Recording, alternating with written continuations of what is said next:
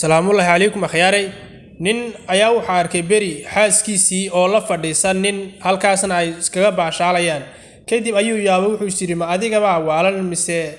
maxaa meesha ka socda kadib telefonkeedii wacayo way ka qabato ninkii been sheegto waxay tiri adeerkaba ay soo wacaye xabiibi halka ay ugu sii yeerasug kadib ay halka fidhiq sii tiriyo waa ta halka kala hadlayso leh maxaa kugu dhacay buu yiri waxay tiri xaaji shoobi baa samaysanayay gurigana waa ka yara tagay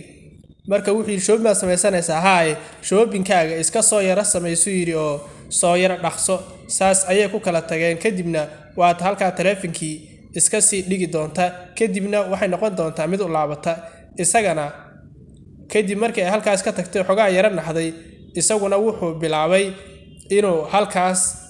mobilkiisa oo labadooda ka duubta muuqaal oo cadeyn hadhowti uga dhigo iyaduna waa halka ninkii ku soo yara laabatay iyadoo isla qoslayso markaas midna caso in adeerkay ayuu haabay ku leedahay waxaana wanaagsan raggu inay is aaminaan iyo dumarku aad ayay muhiim u tahay halkaas ay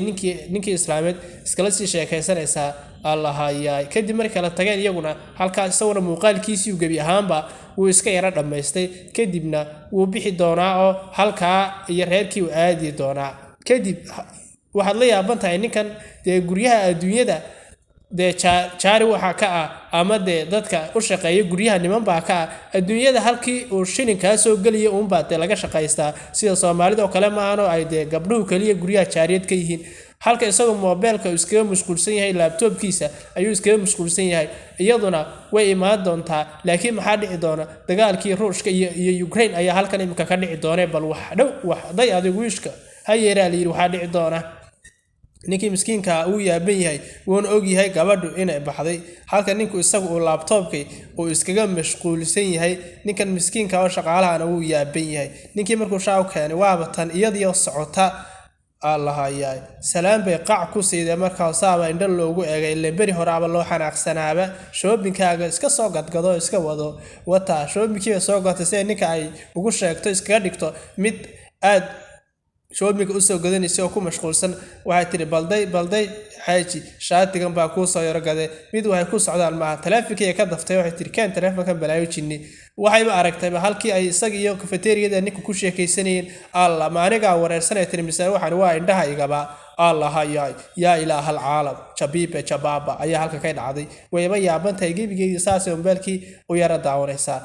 saas buu isaguna soo fiiriyo xabiibi ee dhex maagtay oo allahayaay waa ka saa dhangalaaso ugu shubay gebigeediiba ninkii shaqaalaha ahaaba isaguna dhangalaasadiiba la yaabay cajaa'ib ay kula noqotay isaguna markaa uu yara naxayo goorma dhangalaasa aad lagu dhiibi doonaa buu yiri wuxuu yiri wax edab daran baa taa oo isla wareegtaa imikana waa inaad baxdaa buu yiri oo guriga iga baxdaa ma tihid naag wanaagsan buu yiri waa inaad gurigayga iga baxdaa haddii kale wax kale ayaa kugu dhici doona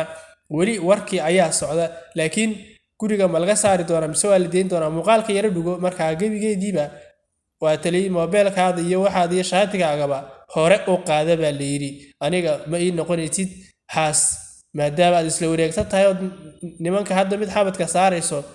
waxbay baryootantay oo ninku baryootan in ma yeelayo ma leendhiis ayuu wax ku arkay cadayntii iyaduna laftigeeda gebi ahaanteedaba way aragtay guriga ayaa haraati looga saari doonaa gebigeediiba hore u bax baa la yiri hore u bax oo halka ka raadso nimankii aad raacisay halka gurigeena gabi ahaantiisaba uu ka soo xirtay halkan ay qisaduna ku eegtaa dad